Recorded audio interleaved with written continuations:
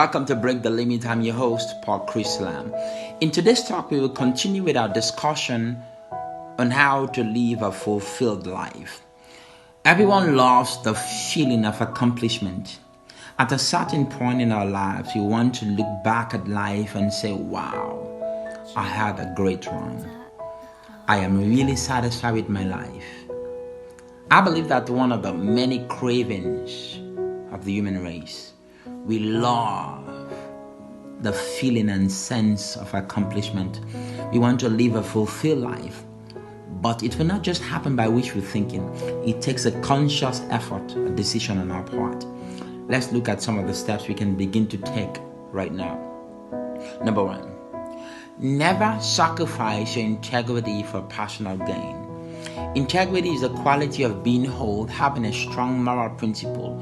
Integrity came from the Latin word integer. Integers mean whole and complete. 99% of anything is not 100. Principles are the foundation of any lasting productive life. Anyone or anything that will cause a person to consistently compromise his principle will eventually destroy that person. Look at what happened recently. A very respected Hollywood producer sacrificed his integrity for personal craving. That was the end of his career. Most people that have a public moral failing watch their life closely. It did not happen the day it was discovered. It happened over a period of time. Anyone or anything that gradually chips on your moral standing will eventually destroy you. Principle produce a principal life. Number two, don't use your challenge as an excuse. Yesterday, I watched an inspirational video of a young wrestler, a great athlete that have won championship upon championship. He has competed in major tournaments across the country, and he has always been victorious. Every sport that he have ever engaged in, he has always come out on top. If I can summarize this athlete ability by one word, that word will be incredible, or two words. Okay, magnificent. Okay. Those are two words. Never mind. You got the point. Now, right about now, you may be saying to yourself, Paul, there are lots of incredible athletes in America, and as a matter of fact, around the world. In that, my friend, you're right. But I left a minute detail out, a key component out of the story. You ready for it? He's black and is a young adult that was born without limbs. Now, right about now, you may have guessed it. Yes. It's Special Olympic. Nope, wrong. All the competition he competed in were not Special Olympic, just regular tournament with regular people. He did not let his challenge become an excuse. As I was watching it, it dawned on me that there is even ability in disability. Question I want to ask you now, what is that excuse that you have been using? What is that crutch that you have been carrying all this while?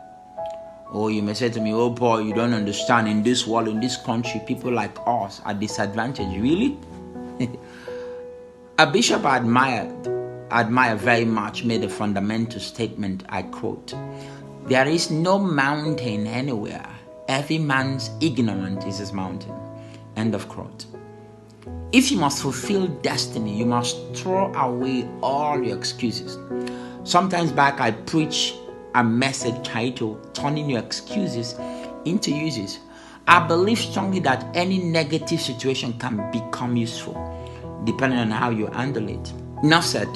Make effort. Stop using your challenges as an excuse. Number three, listen to your friends, learn from your critics. Everyone has something to teach us if only we listen. Two friends always have your back. Listen to them, take the observation on things, and make changes when necessary. On critics, let me establish a fact. Critics and their criticism are part of the natural circle of life. In this day and age we live, there is no shortage of them.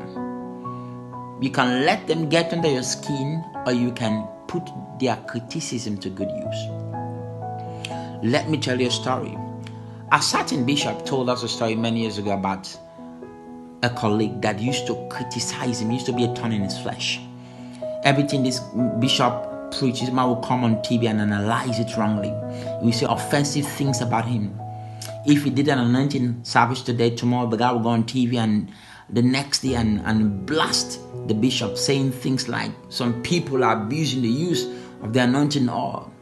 That is not the way the Bible says it must be used. You use some other colorful words. It will just go on and on condemning the bishop honest work. He did this for many years.